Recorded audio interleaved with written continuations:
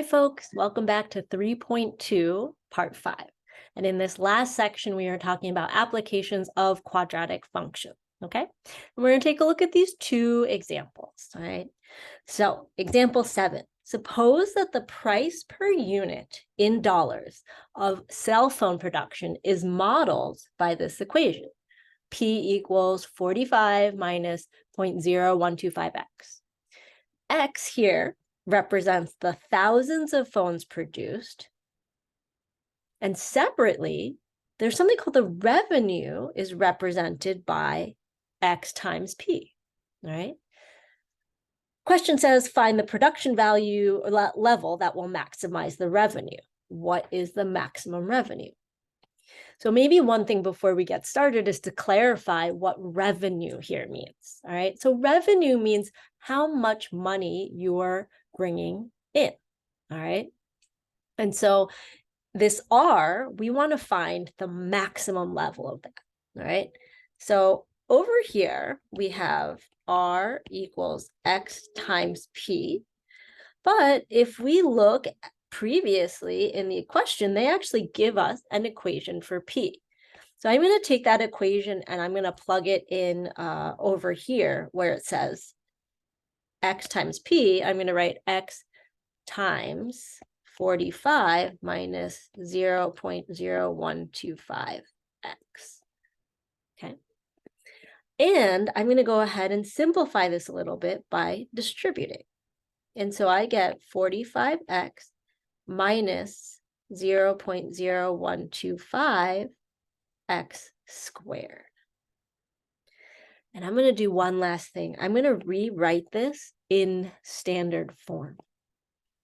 Negative 0.0125x squared plus 45x plus 0.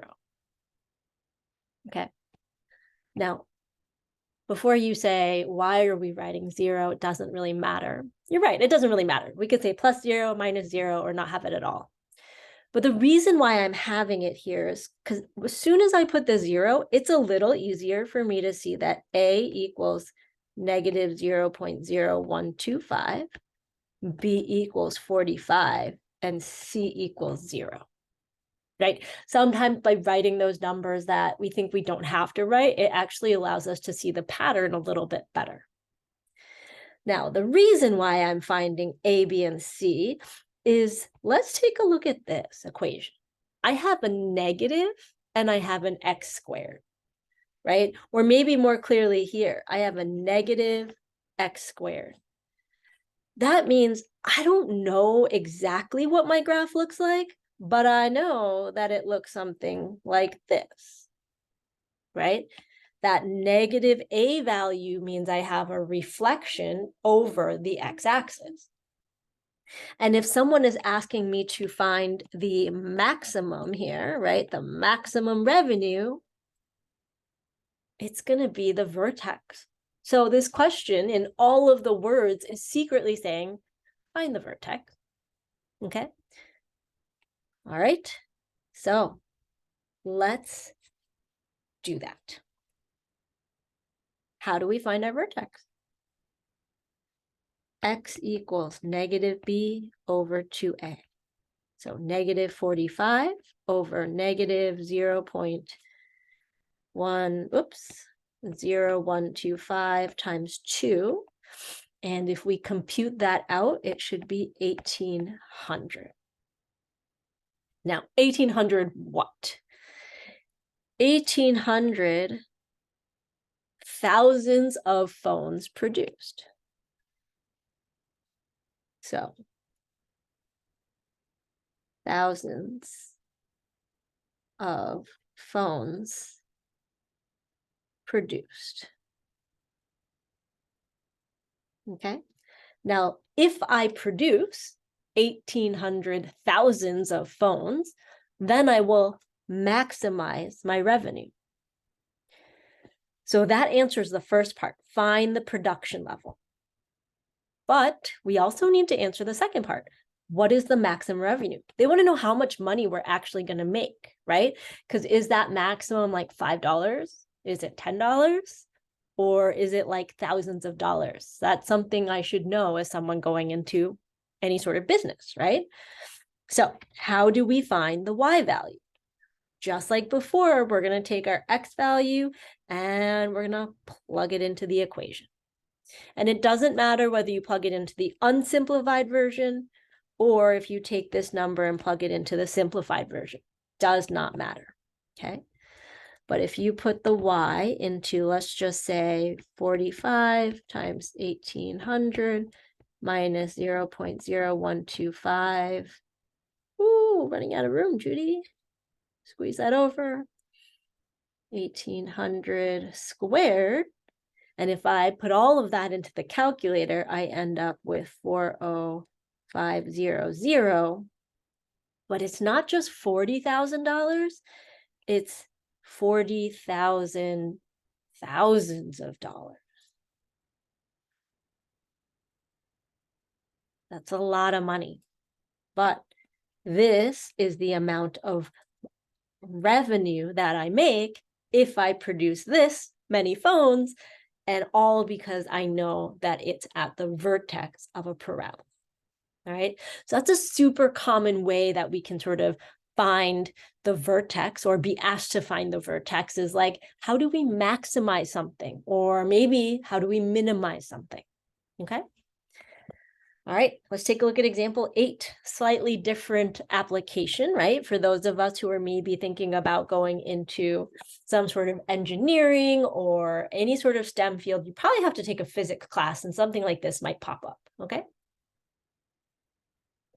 So a ball is thrown in the air from the top of a building.